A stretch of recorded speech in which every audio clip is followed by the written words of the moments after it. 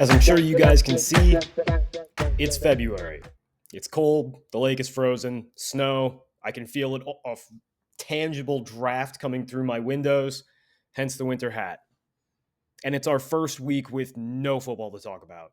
Like last week, yeah, we had a snoozer of a Super Bowl, kind of a blowout, not that interesting, not that much to talk about, but at least there was a game to break down. At least there was real football. This week we got nothing. And you can feel it. I don't know about you guys. My Twitter feed is exclusively football and it is dead. And it's a little too early to talk about the draft, right? In one more week, we'll know so much more with the combine. I'm 35 guys in. I'm not ready to talk about the draft a ton, but also I don't really feel the urgency yet. So I figured that today I'd make some videos about the single most important thing that's going to happen between the end of the regular season and the start of the regular season for any of these teams. More important than any free agent signing, any trade, hell, more important than like 99% of draft picks, maybe even every single draft pick.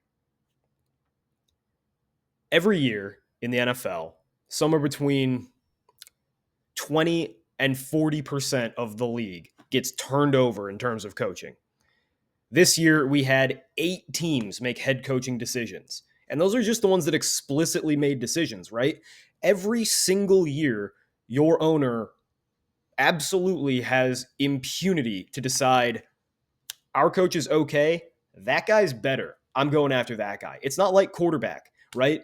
If you wake up tomorrow and you decide Tua's not our guy, we need a better quarterback. It's tough. You have to figure out a way to offload Tua's big contract. You have to figure out a way to get the next guy in. Every single year, head coaching is free agency. The coaches' contracts are guaranteed. If you're going to fire him, you're going to fire him. Whatever. There's no cap hit. Doesn't matter. It's just about money. Every single year, every coordinator in the world, every college head coach in the world is a free agent. They can all get snapped up. The only guys you can't necessarily hire are other NFL head coaches. And that's what makes them so important. That's part of why I think you should always hire an offensive head coach, but we will get to that. Why do coaches matter? Because football's changed a lot. I think that coaching changes go under the radar a little bit. I mean, we talk about them in January, but like they should be everything we focus on in football between at least the time your team is eliminated from the playoffs and the draft. They should be of the utmost importance, more important than free agency, more important even than the draft. But we kind of sleep on them. And I think that's because for decades, coaches didn't matter that much. They mattered. But football was much more about how good your line play was on either side of the ball and how good your running back was. In the 70s, the 80s, even the 90s, football, everybody ran pretty similar systems. They were, shall we say, conservative. They didn't throw the ball downfield a lot. And the Jimmies mattered, and the Joes. Don't forget the Joes. The Jimmies and the Joes mattered a lot more than the X's and the O's. Until now. See, in the last 20 years, we've seen a total revolution. We've got way more complex, diverse, aggressive, passing-oriented offenses, and they've changed everything. They've made coaching far more important than it ever was. These days, you can win with a game-managing system, product of a system quarterback. And I'm not just saying you can win a bunch of games. You can go to the Super Bowl. Look at the 49ers. They'll just throw any Brock Purdy, Jimmy Garoppolo. There's a very, very, very thick line of best fit through those two. They just need a guy who's not going to make a crazy mistake and who can execute the easy stuff. They just need bare bones. They need Colt McCoy. Hell, they need Mac Jones, and that's why they wanted Mac Jones so bad. Like, if you have a great offensive coordinator and you can keep him, he's got to be your head coach to keep him, then you don't need that much at quarterback. The weapons around him matter, but the number one thing that matters is your scheme, because it's chess. Football used to be checkers, and some of the pieces are just stronger.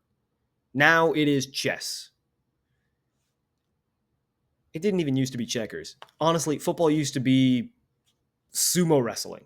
It used to be team sumo wrestling, and now it is chess.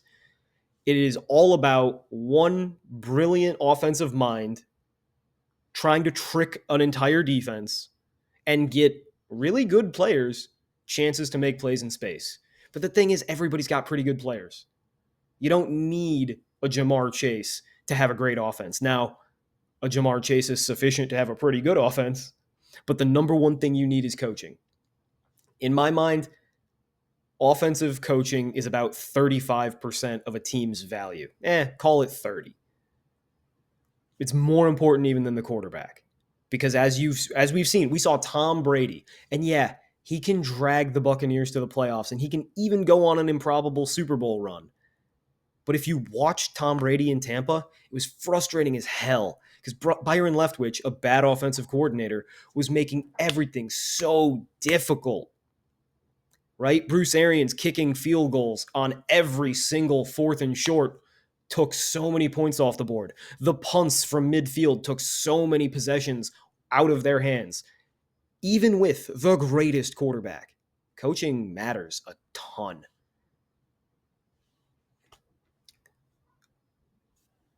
And that's why I believe you need to have an offensive head coach in perpetuity. Now, it's not to say that a guy like a Mike Tomlin can't win. It's not to say, that I'm trying to think of other good. John Harbaugh. John Harbaugh is the exception that proves the rule. John Harbaugh's a really good head coach. Borderline Hall of Famer, probably a Hall of Famer when it's all said and done. The Ravens win a ton of games. They're consistent, and he's a big part of the reason. Why? Well, John Harbaugh figured out he doesn't call plays on offense or defense. He does not call a single play. He is a CEO. He delegates. But he found a niche. I'll get a unique quarterback that runs an offense that almost nobody else can run. And I'll hire either weird offensive coordinators like Greg Roman or old and unpopular offensive coordinators like Todd Monken. And don't get me wrong, Todd Monken is a little weird himself. He doesn't really adhere to any of the, popular coaching trees in the NFL right now. And because they are not a real normal fit for anybody else, and they're running this offense that doesn't really match up to what anybody else can run, they're not going to get poached. We just saw it. Barely anybody talked to Todd Monken for their head coaching job, despite the fact that he led a brilliant offense that keeps on putting Lamar Jackson in MVP conversations. What gives? Well, he's old. It's in his mid-60s, so people are like, he's, we don't have much time. Even if you get him and even if he's good, you got 5 years. 5 years is pretty good to me, but not for me to say. John Harbaugh is rigging the market by getting a guy who's old so people don't want him. He runs a weird offense. By design, they have to. They have a weird quarterback. Weird in a good way, but weird. Most quarterbacks don't run like wide receivers, aren't super creative in space. There's not really any quarterback you can plug into the Ravens offense that works it like Lamar. And conversely, you can't just plug Lamar into a Kyle Shanahan offense. That's not how he works. And thus, John Harbaugh gets to keep his offensive coordinators even when they're productive. Whereas, let's look at, shall we say, Todd Bowles. We'll talk about him later. They're on their fourth offensive coordinator in 4 years because Todd Bowles doesn't call plays. So anytime they have a productive offense, there goes their OC. Right? Look at the Steelers. They had a productive offensive coordinator in Bruce Arians. He got hired away. Then what? Well, they just keep on cycling through mediocre to bad offensive coordinators looking for a guy. They can't find one. Ah. You know who never gets affected by their offensive coaches getting poached? Kyle Shanahan, because he's going to call the plays. Don't matter. Sean McVay, he's going to call the plays. Doesn't matter how many of his assistants you take.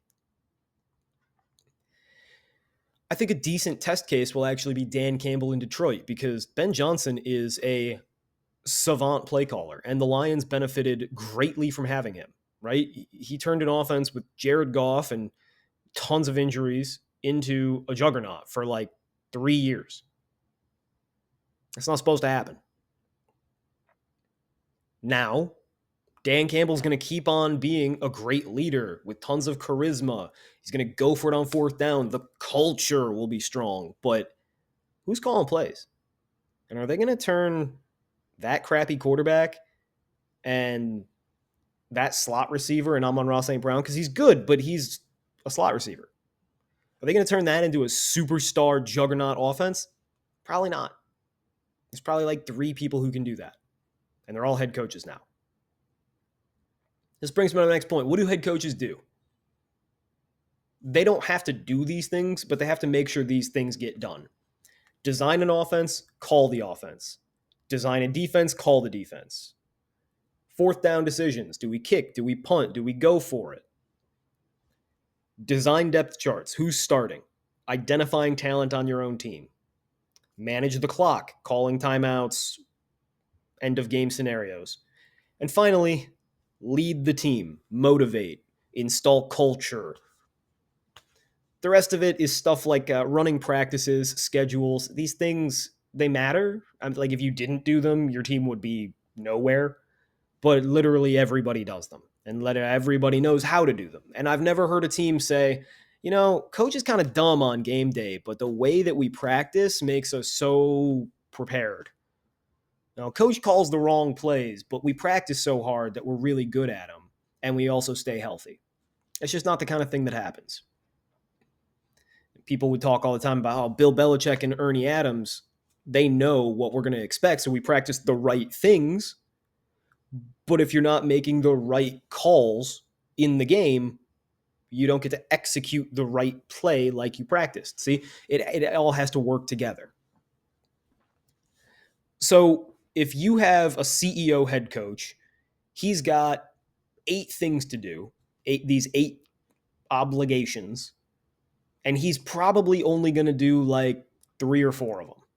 Probably going to manage the clock, or you could hire a consultant.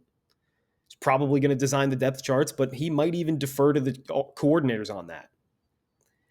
He's probably going to make the fourth down decisions, and he's definitely going to lead the team. So there's only 2 that a head coach has to do, which leaves 6 other things to be filled. If you have an offensive play caller as your head coach, he can design the offense, call the offense, make the fourth down decisions, and lead the team. That's 4. Now he only has 4 other things to fill, right? So first of all, if you hire a coordinator as your head coach, you have half as many gaps to fill in your entire coaching staff, or at least crucial ones. Additionally, I don't really care if your offensive head coach makes the fourth down decisions or manages the clock, because literally every high school in your city has multiple math teachers who are more than qualified to do this very, very simple math. So that's fine. Outsource that stuff. Get a consultant. Hire one of those 20-something-year-olds from PFF. It's easy. It's not easy to do the work, but it's easy to find a guy who can. It's really hard to find a guy who can call a brilliant offense and turn Jared Goff, Alex Smith, Jimmy Garoppolo, Brock Purdy, Tua, these guys into highly productive quarterbacks. And then why offense and not defense? 2 things. 1, everybody's looking for a new offensive mind. Everybody's looking for the next Sean McVay, the next Kyle Shanahan, the next Bill Walsh. Offense is king in this league. Call it the rule changes, call it just 7-on-7s, call it bad defense, call it just an ebb and a flow, just the way things are going right now. Offense is king. Offense is how you win championships right now. Why not make sure you get the guy who calls the good offense? And everybody's looking for that. Whether or not that's right, all the owners want offensive coaches. Most of the coaches in the league right now are offensive coaches. There's a reason. Hell, you can even just chalk it up to Andy Reid and Kyle Shanahan keep on being in the Super Bowl. They're offensive guys. We need offensive guys, right? But also, there's a real reason for this, and it's that offense is far more complicated and it provides you far more advantages than defense. On defense, at the end of the day, you just got to have the athletes who can do it. On offense, you can turn a short, slow guy like Jarvis Landry into a number one receiver if he's in the proper scheme, if he's getting touches in the proper way. You don't need a superstar. I mean, look at what Sean McVay and Matt Stafford did for Cooper Kupp's career. Cooper Kupp was like a pretty mediocre to good slot receiver for years and years. Good. He was never mediocre. He was a good slot receiver for years and years. Matt Stafford and Sean McVay joined forces. Suddenly people think he's one of the greatest receivers of all time, Hall of Famer. And then after a year or two, they're like, oh, Puka Nacua is way better. We'll use him instead. And suddenly Cooper Kupp is out the door, and the Rams are going to trade him.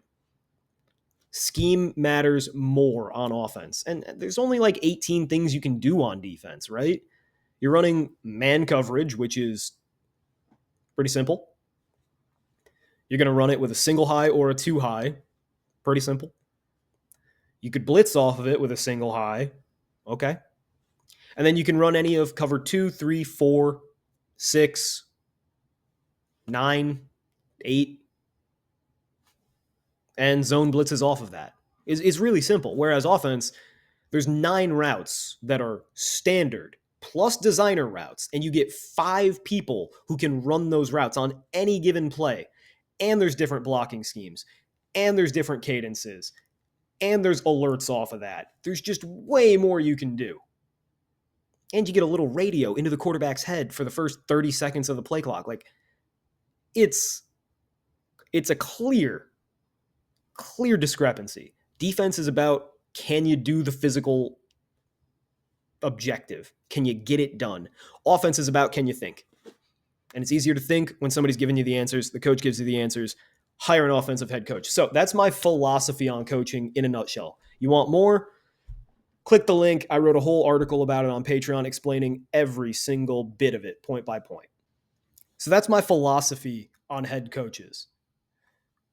If you want to see how I apply that philosophy to all the 2025 new coaching hires or coaching decisions, I guess, check out the playlist in the end screen because I break down every single one.